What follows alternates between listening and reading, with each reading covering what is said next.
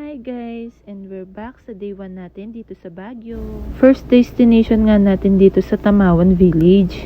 Sa mga pinupuntahan niyong lugar guys, meron laging nagtitinda sa labas. Welcome to Tamawan Village! At ayan nga yung mga sumasayaw dito guys. Yung mga gustong manood sa kanila, uupo lang sila dyan. Meron nga silang donation box. I mean, hindi naman siya box pero nasa paso.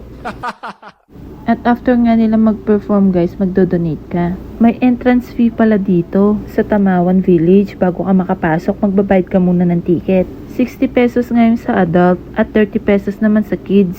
Wrong timing ngayon pagpunta namin dito guys, madulas. Baka dahil laging umuulan tuwing gabi kaya basa.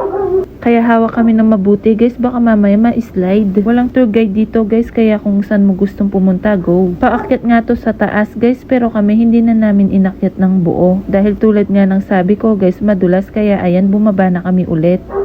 Manonood na lang kami ulit dun sa mga sumasayaw sa baba. Pagpasok mo kasi guys, yun yung unang makikita mo. Kaya tara, balikan natin. Tignan natin silang mag-perform guys.